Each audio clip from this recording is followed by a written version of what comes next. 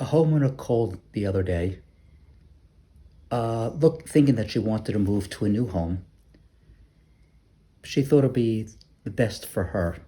When we reviewed her situation, it actually was better that she stayed put where she was. She was living in a home, had a separate apartment for her, because she liked to go down to Florida for the winter.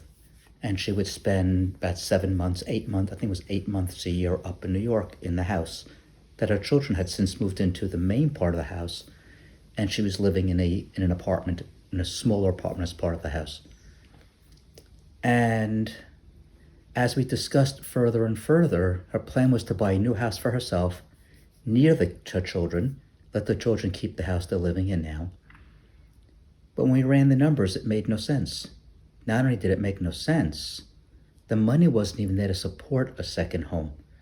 She's living mortgage free. The kids are living mortgage free. She's living rent free. The two of them share one property tax because they're living in the same home. And they gave her so much flexibility in how she spent her winters in Florida. And if she wanted to travel and so on any part of the rest of the year, or treat her grandkids with gifts and all the other niceties that come along with having extra finances. So the key here is to really lay down all the details, all the numbers, all the wants, all the desires, sort of on a piece of paper, and create a plan. It seemed like it was an idea she had. She had seen a nice home. She thought she wanted it. But when you ran the numbers and looked at the lifestyle, it didn't make sense. Even if it didn't cost her any money, she'd be living 10 minutes from her grandchildren and children instead of the other side of a wall. And as we talked further and further, she realized that wasn't what she wanted. I was really playing, I'm going to call myself a real estate therapist. I don't think that's really a term, so if it is, I apologize for those who are one, but I imagine it's not. But that's really what this appointment was all about. It was about really getting to her core. What it is that she needed for herself. It wasn't so much a dollar and cents issue that came into it. It was really what was important to her.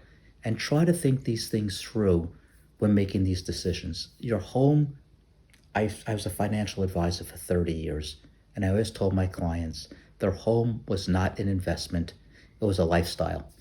And whether you want to live in a house, an apartment, a condo, if you want to have a winter and a summer place, live down south where it's warm, live up maybe north by the children and grandchildren, those are not financial decisions if they don't have to be.